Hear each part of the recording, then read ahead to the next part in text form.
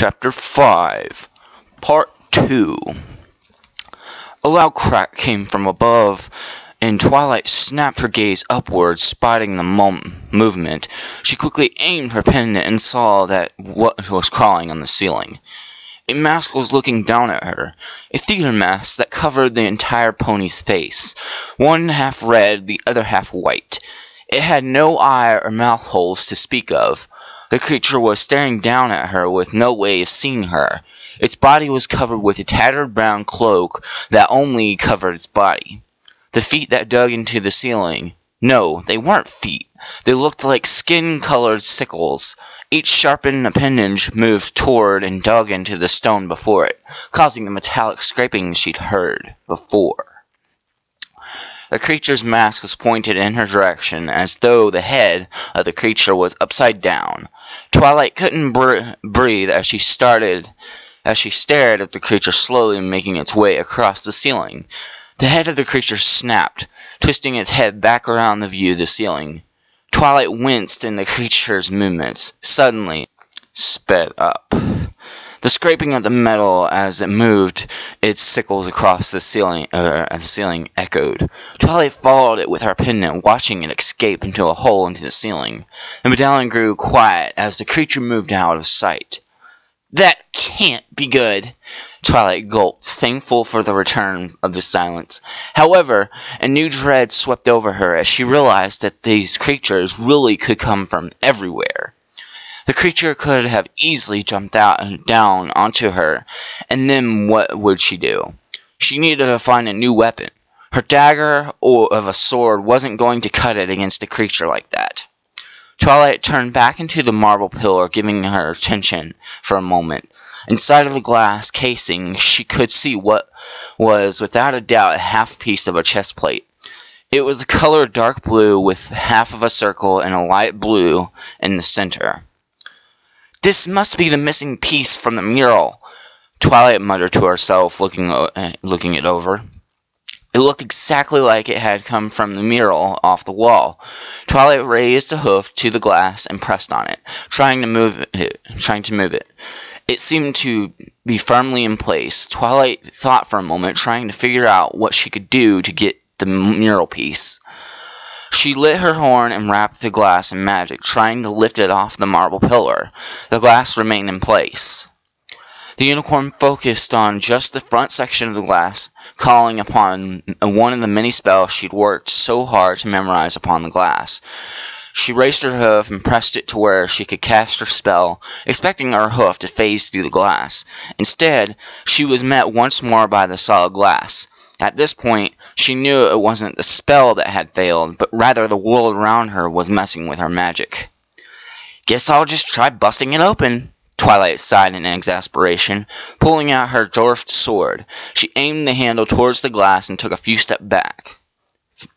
She raised the handle well above her head and brought it swinging down hard against the glass. The resulting strike let out a loud thud that briefly echoed before getting quiet, but the glass didn't even have a scratch on it. "I guess I'm not getting in that way." Twilight put the sword away, glaring warily at the piece behind the glass.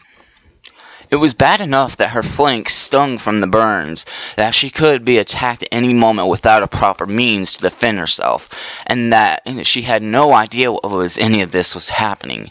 But now the world was seeing fit to mock her by defying everything she had ever come to know by the way the glass worked. "I'll be back for you," Twilight pointed at the glass with a hoof as she thought it was her able to hear her. So then stepped around it and looked towards the opposite end of the hallway, seeing another pair of large doors that led further into the decaying stone basement. She spared a glance up at the ceiling, aiming her light at the hole that the creature with the sickle legs had gone into. It didn't appear to be coming out of its hole, a fortunate sign for her, though she could already guess with her luck that she hadn't seen the last of it. The door at the end of the hallway let out a moaning wail that Twilight had expected as she opened it. She was instantly struck by the wave of stale air that almost made her gag. She put a hoof to her mouth, trying to stifle the air, feeling as though it was trying to strangle her. She backed away from the door, trying to breathe. By no means had the air around her until then had been fresh, but the air beyond the door was on a completely different level. Twilight aimed her pendant towards the door once more, gulping down the fear welling in her throat and pushing it open further. The room was even more open than the hallway she was in. If she had to guess, it was at least the size of the banquet hall in Canterlot. She could see a fountain in the center of the room, showing a rusted pony standing triumphantly wielding a tattered broken flag. Twilight could see the blood dripping from the statue. She followed the drip of the statue towards the ground. Suddenly, she realized where the stench in the room was coming from. The ground was littered with body parts. She could identify several legs, chewed up torsos, various flattened organs, pools of blood, and at least one disembodied head. Though she was certain if she was looking hard, she could find another. She retreated immediately, falling into the sitting position and putting her back to the wall. Her flanks cried out in pain as soon as she did, and she grit her teeth trying to ignore it. She'd rather be focusing on the pain than the horror show in the room behind her. It was all she could do to keep her stomach contents from rushing up out of her. "Oh, Celestia!" Twilight grimaced, shaking her head, trying to fight the tears forming at the edges of her eyes. "Why is this happening? What would have caused this?" She pictured her friends in her head. Each body part in the room came from a pony. Each of those ponies must have had friends, a family, other ponies they loved and cared for. The thought didn't quail her stomach any.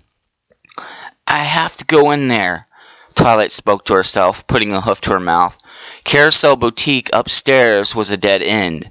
There had been no way out and no way into any of the other rooms. The only place she had been able to check was behind the mural door. One of the mural pieces was trapped in an unbreakable glass before her. If Stalingrad Library had been an indication of anything, it was that the pieces to unlock a door were unobtainable. One just had to figure out where they were, and Twilight could feel in her gut that the way to get to the other mural piece had to be through that room. Her legs shook as she stood up again. She tried to steel her nerves, and she took a deep breath of her air unpolluted by the wretchedness of rotting flesh. So she then very carefully made her way to the open door, the wafting stench of death and decay still spilling out from behind the doors. The moment the air hit her nostrils again, she gagged. She put one hoof in front of the other, walking deeper into the suffocating room. She aimed her light towards the ground, spotting the open spaces between the discarded body parts and organs that lay about. Her horn lit up, and she grabbed several of the body parts and organs in front of her, then slowly moved them to the side, creating a path for her to walk without stepping on anything. The stained stone floor was cold despite the repulsion of the air.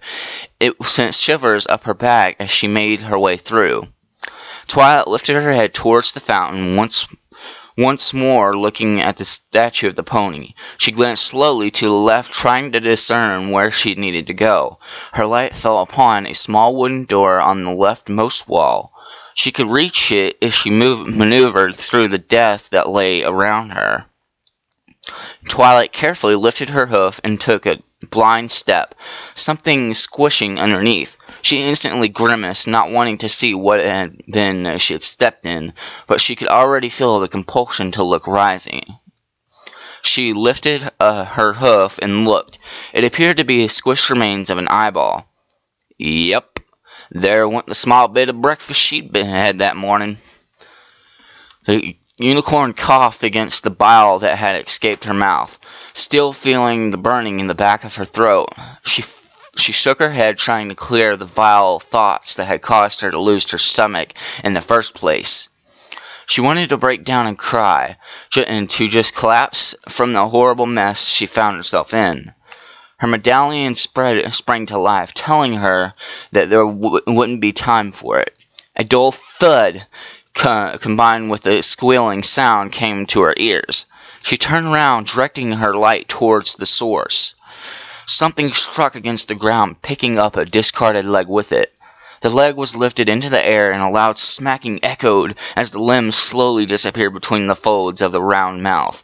The mouth appeared to be at the top of the creature's head, following a long neck to a large engorged body that seemed to slither against the ground.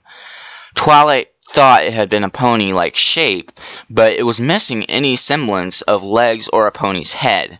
It was like a leech slithering across the ground, twice the size of her, and devouring the meat that was littered on the ground.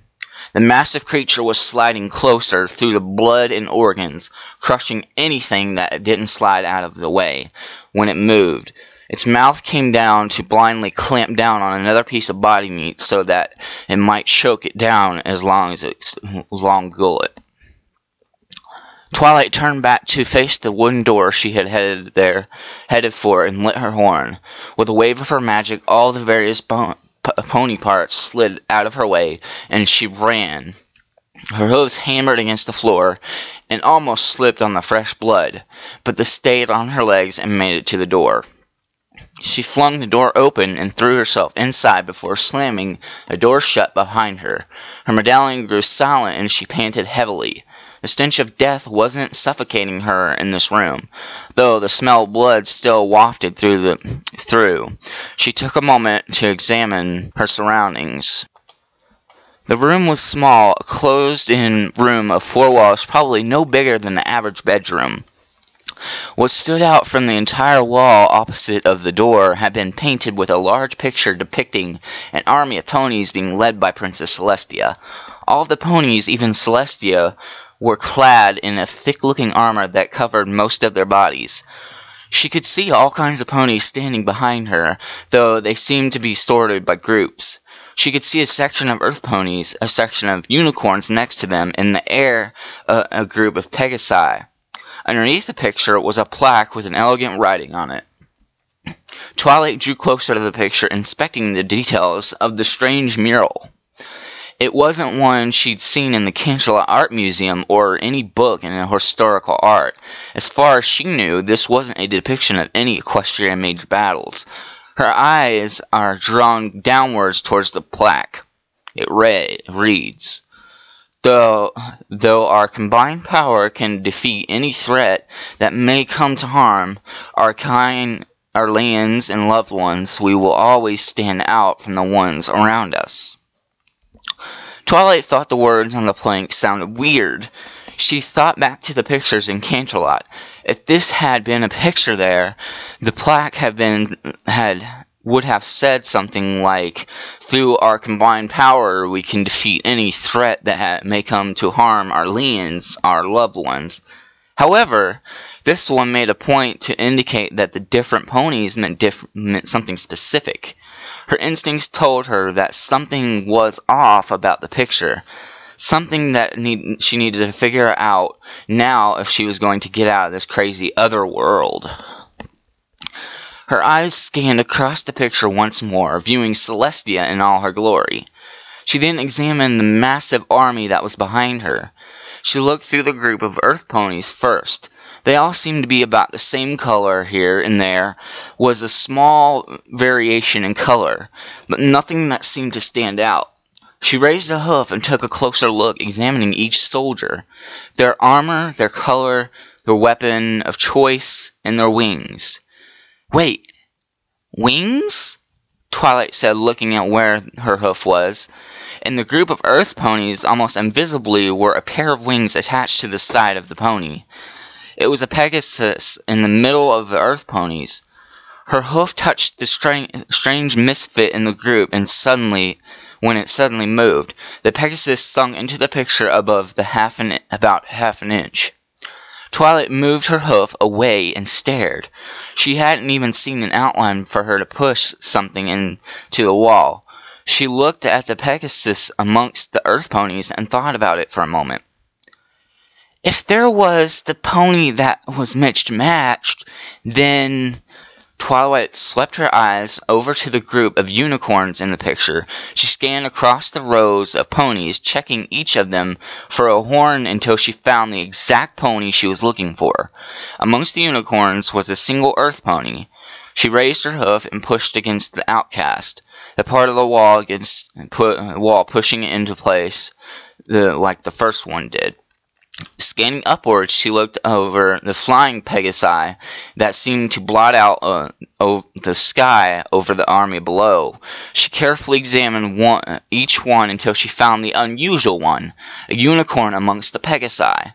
She lit her horn and used her magic to push against the pony, and he too sunk into the wall. With all 3 sections pressed into, Twilight took a step back, not sure what to expect.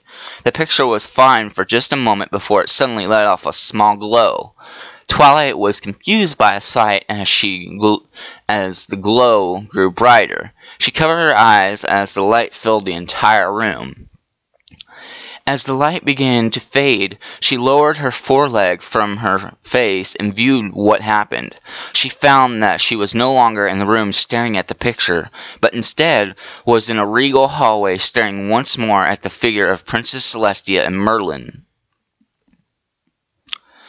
"Thou shalt find that our accommodations are quite relaxing," the regal princess spoke with an air of kindness behind her voice.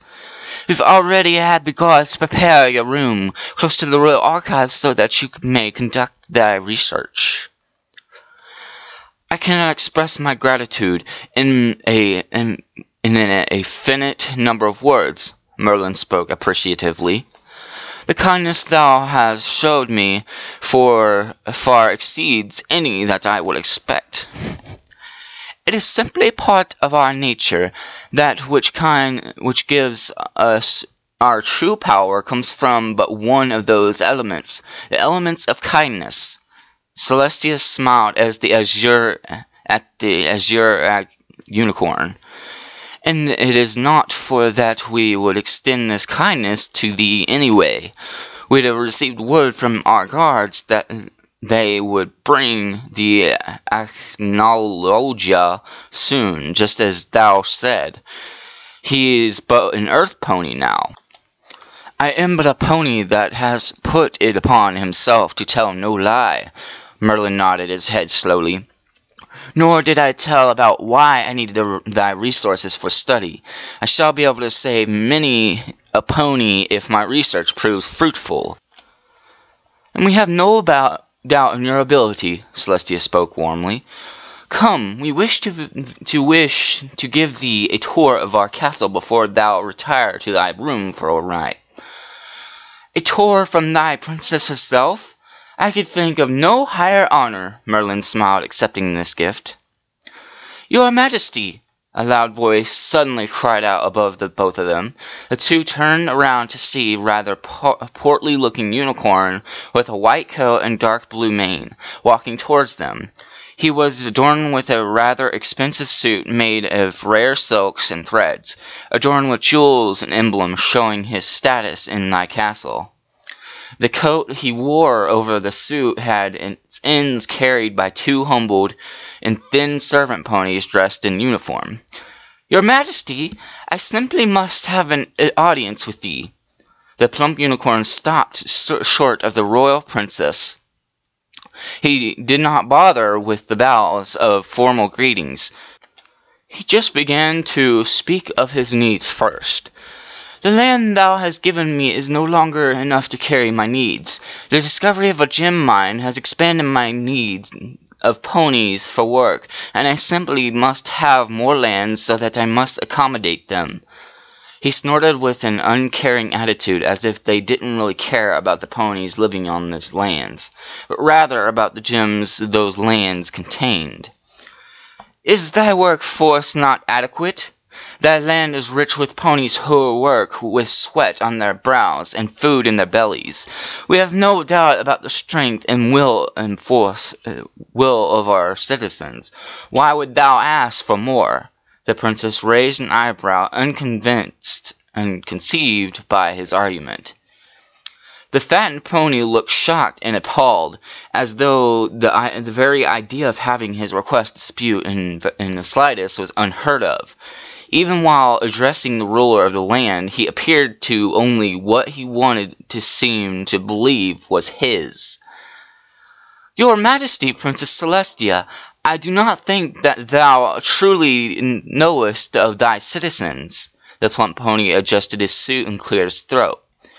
"They are often lazy and think only of their own selfish desires.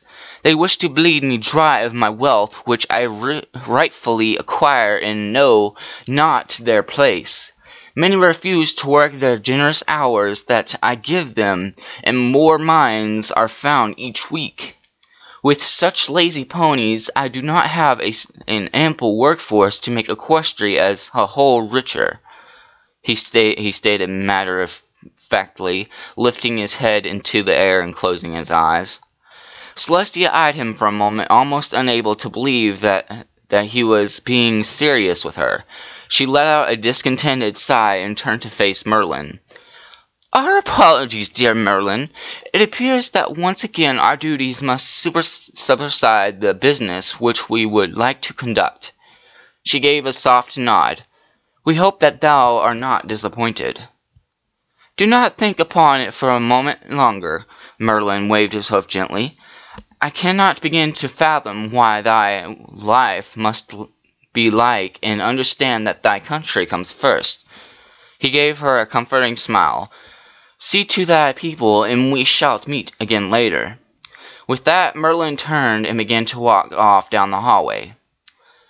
"As I was saying, your Majesty, you simply must give me the land I request." The plump noble pony began to speak again.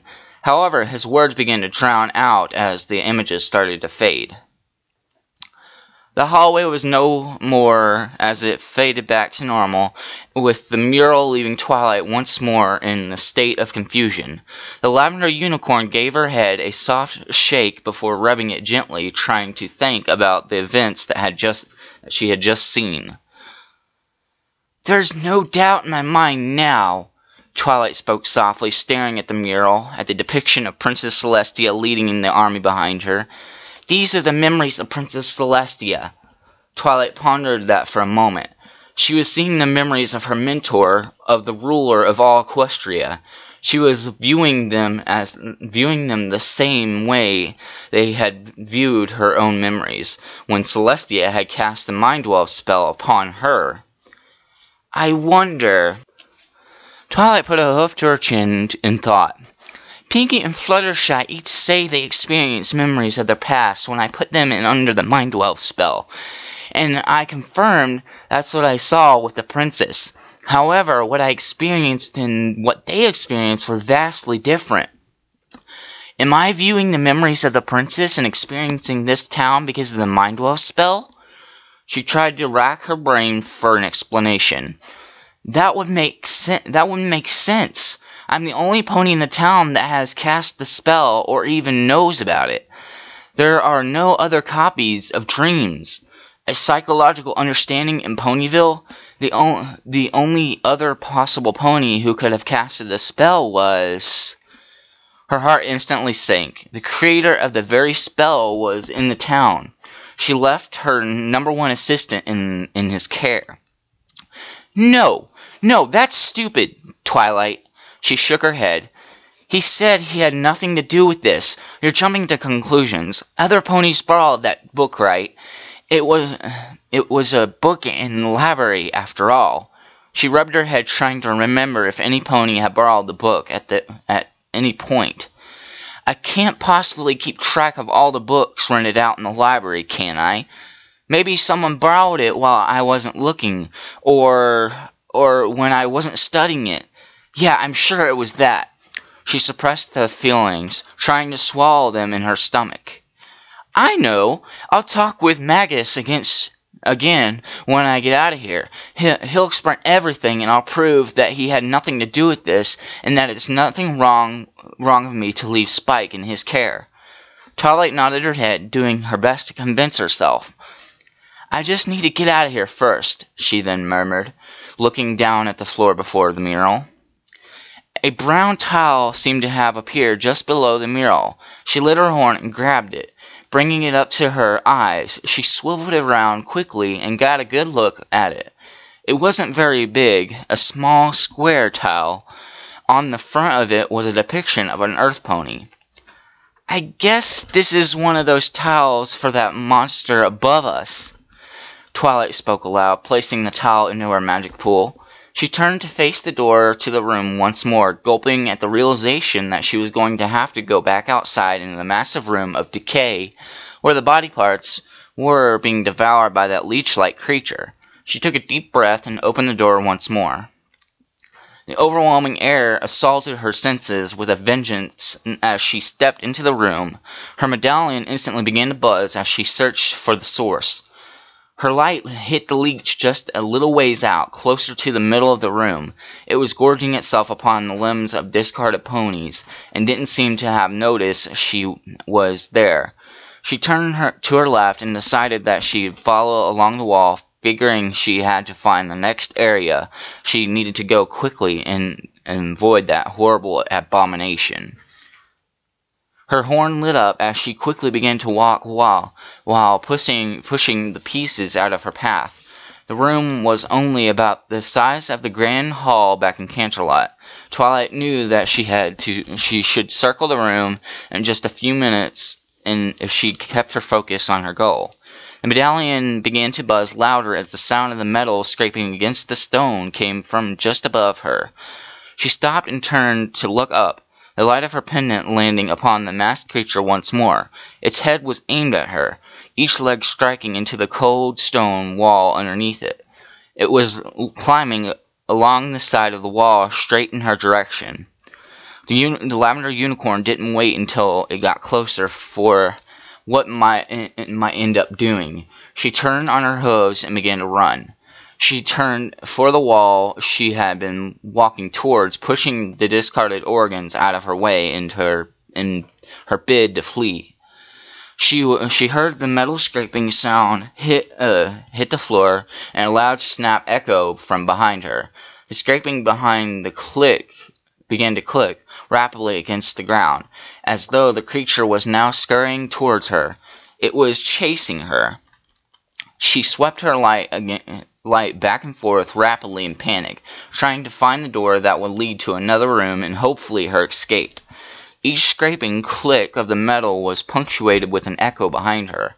The creature beginning to gain on her. Her eyes fell upon another wooden door similar to the one she had entered with the mural. She ran straight for it, the metal scraping growing louder as the creature slammed its blade-like legs into the ground with each step. Her horn lit up, and she seized the door with her magic. A burning pain suddenly seared into her flank, and she let out a cry of agony. One of the sharp blades of the creature's legs had reached out to try and get her, ultimately missing, but managed to slice along her furry skin as it went. Twilight flung the door open and jumped inside, sliding across the floor as she whirled her head and slammed the door shut. Her medallion grew silent, and the sound of scraping metal against the stone stopped.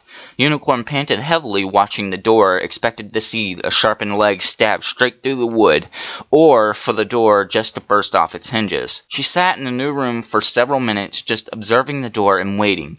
For whatever reason, the creatures didn't seem to be following her. The medallion was silent, meaning that they weren't nearby or trying to get inside. It seemed that as soon as she had entered the room, they had simply forgotten about her presence. With her heart still beating and the room having gone deathly silent, she turned her head to look at the burning gash that had appeared on her flank. It was a long cut, though it didn't seem to be very deep. She examined it carefully, noticing it was very slowly dribbling blood. She wouldn't thought a creature with blades for legs wouldn't have been able to do more damage, but it seemed it had only nicked her with the end of its leg as she ran away.